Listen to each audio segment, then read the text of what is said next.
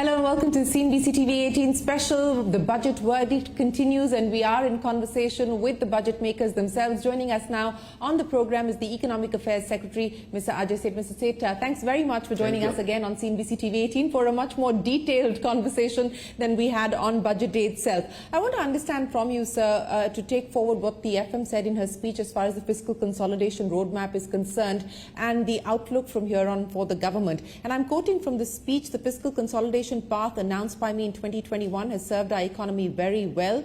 From 2026-27 onwards, our endeavour will be to keep the fiscal deficit each year such that the central government debt will be on a declining path as a percentage of GDP. While the fiscal consolidation glide path has been mapped out by the FM, what about the debt side, sir? What's the expectation that we should realistically have in terms of the debt levels that the government wishes to achieve within this period as well? Okay. See, conventionally, debt management for public debt management has been looked at from the perspective of the flow as a parameter. How much governments should borrow in a particular year. But when we look at the sustainability of debt, what is relevant is the stock of the debt, which has a far more lasting impact because one can adjust the annual accretion to the debt stock. But whatever one has accumulated over the years, that has to be brought to the sustainable level. Keeping that in mind, what Finance Minister has announced that government has delivered and is committed to deliver even next year the glide path from 2021 till the next year. What next? As a forward guidance to the market, an approach has been suggested what government intends to follow from the financial year 26-27. Is saying that if you are looking at bringing the total debt stock to a sustainable level, then the primary or the most relevant parameter itself, let's anchor our efforts to that one itself, which is total debt stock to GDP ratio. Right. And every year we try to chip it away from there. And if you recall that pre-pandemic country was, or central government debt was around 48%. This ratio was around 48%. Because of the pandemic, it went up to almost... When at about 56. It went up to 61. Yeah. Now we are 56 plus. Right. Meaning that over 4 years, we have come down by about 5 percentage point. Moving forward, every year, it has to be reduced so that we reach to a more sustainable. So what is that quantum that you realistically believe that you will be able to chip away, in your words, every year? So the policy intent has been initiated by Finance Minister. Now it is for us now to work out the ways how to operationalize this. We have certain ideas how to put it together, but that call has to be done, that what kind of a glide path has to be done over the course of next 1 year. So what are the options on the table? You said that the work has, obviously some background work has been done and decisions will have to be taken on the route forward. But what are the options on the table? So the options in the sense that why this shuttle shift has been thought of, and it's not, this is several economists have been talking about it, the public finance people who have worked in that area have been talking about it, not just in India but even abroad, is that different economies based on their pace of growth and the structure of the economy have the need for governments to play a particular role, as well as have the absorptive capacity to sustain a particular level of debt.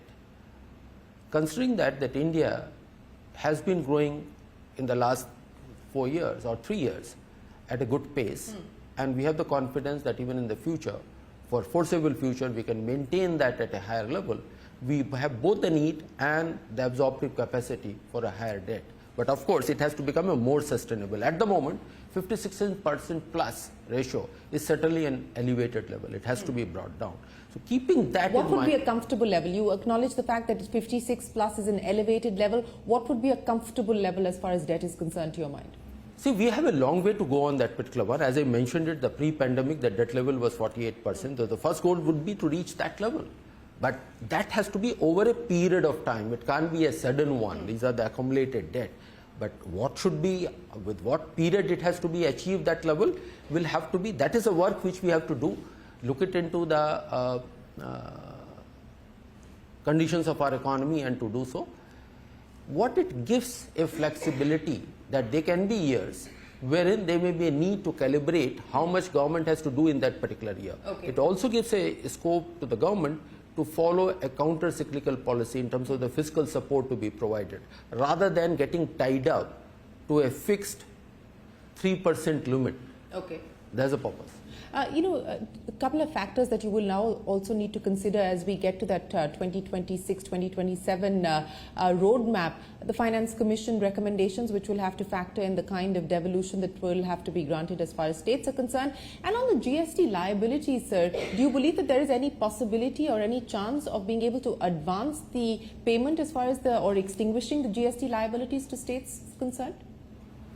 See, as far as the two factors, I am glad that you brought up that aspect. Yes, from the financial year 26-27 will be the first year when the recommendations of the 16th Finance Commission would be applicable. Obviously, that will be an important factor to decide what kind of a glide path would be possible. But on the issue of a GST compensation, our assessment is that it will take about 12 months to take care of the loans which Government of India has taken to compensate the states for the period when the GST growth rate was fairly low and the 14% was promised to them.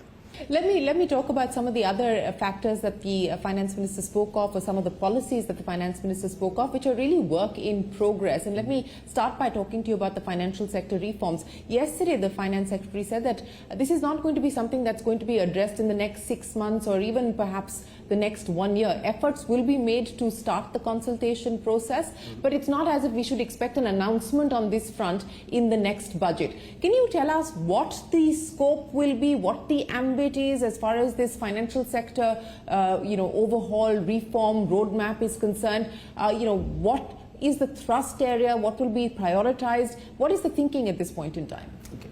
Look at that in what context Finance Minister made that announcement. She was talking about next generation reforms, and next generation reforms in 4 areas. 1, 3 factors of production: land, labor and capital. And if you notice, for a land sector reform or land as a factor of production, there are very specific ideas are there, specific actions have been identified.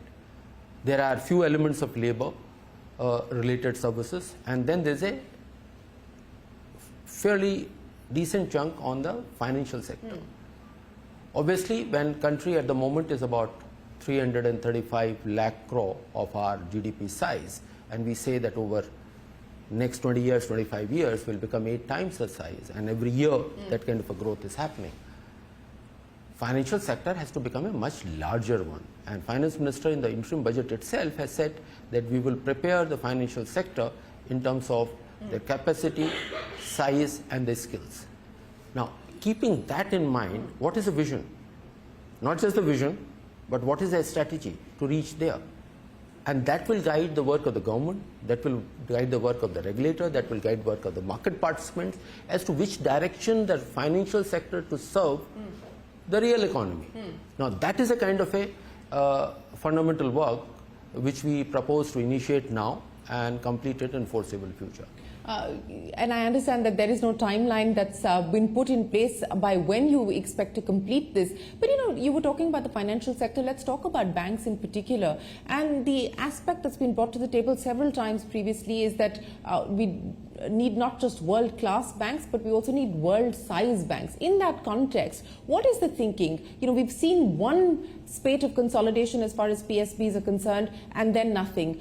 Nothing has moved as far as privatization goes. What do you believe is the future as far as public sector banks are concerned? What is the thinking at this point in time that the government has with regards to PSBs specifically and their need to service a much larger economy? See, for some of these items, one cannot force the pace.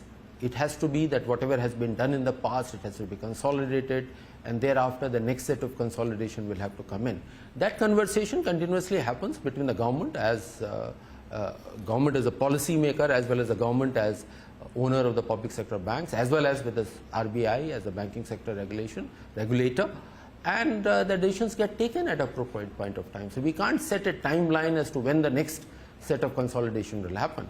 At the moment, the pace of Indian banks becoming bigger is moving pretty well. And if you look at what is the size of SBI, it is about 20% of our GDP. Their balance sheet size is about 20% of the GDP. Of course, these are the two different ones, but it is a good metric to follow, that what is the largest bank in the country, what is the balance sheet size. So do you believe that there is a need to look at the possibility of consolidation, or leave things as be and let market forces determine? See, some of these ideas, what you are asking the question, these are the questions one has to, precisely the kind of a question one has to, will be grappling with those issues in the financial sector reforms. Strategy part. So one is a vision part, like what you enunciated. India should have not just large bank proportional to Indian economy, but with reference to the global economy, we should have a large bank. Now that's a vision. But then what is the strategy to reach there? And what kind of a time frame one may have in mind? Those kind of issues which this paper is expected to bring out. Okay, speaking of work in progress, the energy transition roadmap, also something that the finance minister spoke of. And again, specifics are yet to be worked out, but give us an indication of where the thinking is and what the next steps are expected to be on that front. Okay. Now, that is again, I'll call it as a second piece where there's a continuity from, or there's an anchor for that particular one, was done in the interim budget itself. As part of the strategy for Amrit Kal, Finance Minister talked about that one of the elements of the strategy was ensuring energy at affordability, accessibility and availability. All three elements have to be there. In Indian context, we need to grow. Per capita consumption of energy is low. We can't grow and we can't become a higher income country without increasing our energy consumption. At the same time, we have to become a lot more efficient than what we are. Keeping that in mind, that our purchasing power, which say about $2,007 per capita income versus what it may be, say, in Europe and others, advanced countries, of $50,000 per capita. The solutions for an energy transition for India have to be entirely or quite different than what it can be for an advanced economy. So in that path, that what kind of a transition pathway we adopt, so that there are no constraints to growth. At the same time, the climate action ambition and the need and the responsibility of the country can also be met. Now, we are doing within Department of Economic Affairs along with Asian Development Bank, trying to get that a structured study that where lies the trade-off, what can be a more sustainable one which we can help us keeping our growth rate high, which implies that our energy consumption will grow up. At the same time, we are towards a path of efficient energy users. At the same time, Niti Aayog is doing a lot more comprehensive work. So the idea is that in about 6 months' time or before the next budget, come out with a pathway, that the second policy paper on the energy transition pathway for the country. So this is likely to be completed within 6 months, of earlier than the financial sector vision and execution roadmap that you spoke of. So this could perhaps find its way into the next budget? Certainly, that is an idea, that each of these works which will be, which we have done preliminary work and we would be starting it, it does require fair amount of consultation with the stakeholders and coming out. The idea is to keep on informing the policy making. Like this, even this budget has a fairly strong package on what we need to reach to the energy security. There are specific 5 items have been indicated there, but that's not the end of the requirement. The requirement is a lot larger. So as and when, or as we are completing our policy work, or this conceptual work is getting, it keeps on informing the policy. It doesn't mean that it has to become 100% complete, only then it is available, relevant for the policy. Well, speaking of completion, sir, I want to understand from you where things currently stand as far as the infrastructure pipeline is concerned, a large number there, as well as on the asset monetization side, because, while we have seen some action specifically as far as InvITs and so on and so forth is concerned, what should we realistically now expect on both these fronts, a status check on the infra pipeline as well as asset monetization? See, when it comes to the asset monetization, as we are aware, few sectors it has done well, wherein the tariff regime is fairly stable and the tariff payers are well known, meaning that public, say that roads, there is a stable toll policy, toll arrangement, toll mechanisms, and it is the only uncertainty there is the traffic. Toll rates are known with certainty. Those kind of assets monetization has been much easier, and that is how we find that number of assets have been now put into the road sector in it. The only challenge which we are grappling at that point of time is the valuation aspect, and where the SEBI is doing that work. that how to come out with a market-based determination or disclosure or setting that valuation rather than based on a deals which may happen with the anchor investors.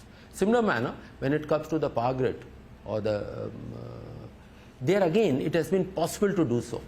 But when it comes to that user is only a single agency, say gas pipelines, there are not many users. So for the pipeline agency to monetize that asset then lease it back doesn't make great sense. So there are areas where the original thought process has worked. There are other areas where more work is needed or a different strategy has to be followed up. So that's on a monetization path. Similar manner, some of the mining sector companies, especially around the coal, have been very successful in monetizing the asset classes, not the mines per se, but the logistics around the mines have been successful in doing that part of a monetization. Other question which you asked about the infrastructure pipeline and what kind of a thrust has to be provided, this budget has a clear direction. The kind of a strong support government had provided over the past 4 years has helped the economy. And what this budget commits, that significant support, our endeavor would be, government endeavor would be, keep continuing providing that support. So around this 3.5% of GDP? That is a very high level. For decades we have never been there. Yes. And so the idea is that there are two other imperatives come in. The other priority needs and fiscal consolidation. So it has to be done. There are so you're saying the trinity which has to be taken care. The other two pieces and who else have to do the heavy lifting. Government of India has now reached to a level which are the maximum it can sustain proportion to GDP. Second is states as a whole are spending about 2.5% of the GDP or their GSDP in Capex. The quality of expenditure has to improve there in terms of infrastructure project itself. And maybe 2.5 can become 3. What it implies that there should not be any revenue deficit. So that is an implication there. Third piece is around the private sector to come in a much bigger way, which has been possible, which again, there is a mention in the budget that within next 2 to 3 months itself, we expect to come out with a financing framework, which a committee headed by Dr. Vivek Devroy is looking into that. That committee was formed last year to complete their work and come out with a financing framework where the private sector can come in. So Government of India putting its part, state government putting its parts, private sector coming in at a much larger manner. That should be the infrastructure story which we would like to have. On the infrastructure story, I just want to pick up on the point that you made that the government has done its part and 3.4% is already significantly elevated on account of the fact that the government was really pump-priming the economy in a post-COVID period. So what would a realistic number be then to have as far as government capex going forward, if you believe that this is the most or the maximum that the government can do? So look at this manner that where we are at this point of time, that in terms of the fiscal deficit is 4.9 this year. That's what we are expected to do. Next year 4.5. And that's not the end of the fiscal consolidation. We have to keep on going less, of course, with the different metrics of a debt to GDP ratio. If we are talking about 3% plus to go to capital expenditure, we are still, there are expenditure which are on the revenue side, and there also there are fair amount of expenditure, not just on education, health, which are very, very important and will find full attention of the government, but also Government of India provides grants to others to do capital expenditure. It provides to state governments of the order of perhaps about 3 lakh crore plus. Though in our books, meaning Government of India books, there is still revenue expenditure. So keeping it at 3% plus, now it has reached to 3.4%, moving forward, if on a nominal basis that can be maintained, that will be a good achievement.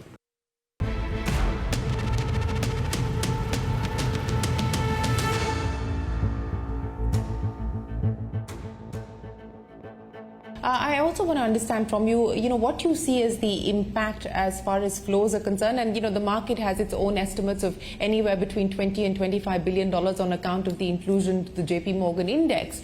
But how do you see that, and what could the possible implications be as far as the rupee, etc. is concerned? If we were to see significantly higher flows, is there a consideration that the government has to try and slow things down? I don't try to guess the market. And as far as inflows are concerned, our focus is on keeping the borrowings to the minimum required and continue on the path of fiscal consolidation. As we are aware, this year the market borrowings are expected to be of the order of about 11 lakh crore and little more than that particular one, and we have been coming down every year from that path. Now, a new set of investors have shown interest. They've said that they would like to come in. Welcome. That shows their confidence in the Indian economy. But how much they will bring in, when they will bring in, it is their call. So we don't take any view on that particular one.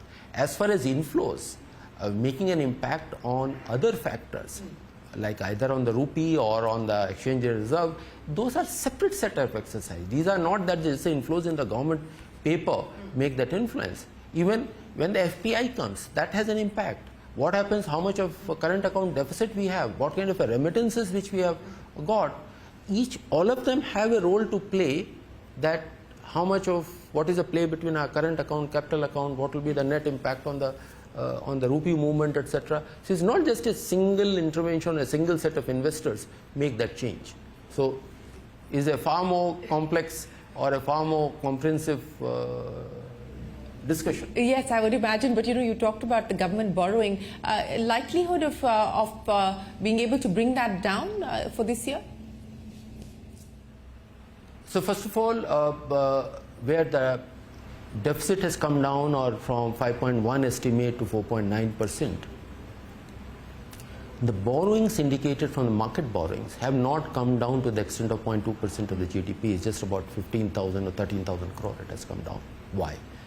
Because we expect that in the small savings, collection may be less than what we had estimated 4 months back or say 5 months back. The reason being, we had looked at it for the past 12 months. We do adjust them for the few quarters where it happens to be a little more than what in rest of the year. But our assessment is they would be less than what we had estimated earlier. That's why the estimates of small savings are less. But these borrowings are something which we monitor every quarter. There will be next review will happen towards the end of the second half of September, when before announcing the calendar for the second half. Then we do another exercise of revised estimates in the month of December, and if you find that small savings collections are significantly more than or of sizable size, more than what we had estimated, obviously we'll have to bring down the borrowings from the market.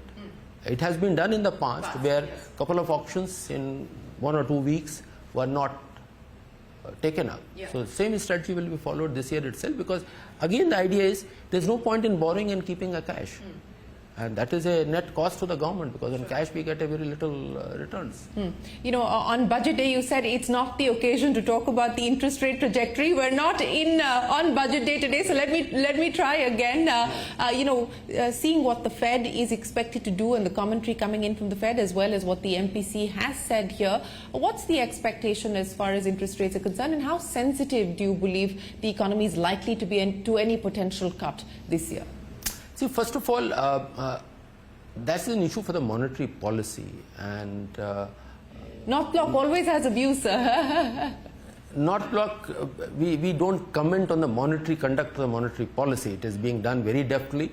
It is serving Indian economy very well, and decisions on monetary policy, and to that extent I'll very clearly say, are based on what are the needs of our economy, while what others do is a factor there. But at the end of the day, at the decision-making point, it is what is need of our economy, what is in the best interest of our economy, that is what gets taken. Some of these actions, like what the fiscal policy stance is, also goes into that decision-making, and that gets reviewed as part of the MPC, and that is a body which is supposed to take those. So what decisions. Are you expecting, one or more than one cut this year? As I say, that I don't judge the work of others. Both you as well as the Finance Secretary said that tax measures alone cannot perhaps address the issue as far as the F&O surge is concerned, which is a cause for concern and has been red flagged by all regulators as well as the government as well, and we've seen that action being taken. Is there an ongoing conversation with the regulator on potential measures, what kind of measures, what next steps?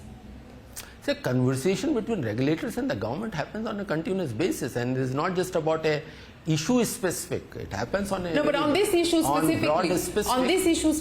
On while that conversation happens, the regulators do what the regulators are expected to do. We in the government do what the tools government has got.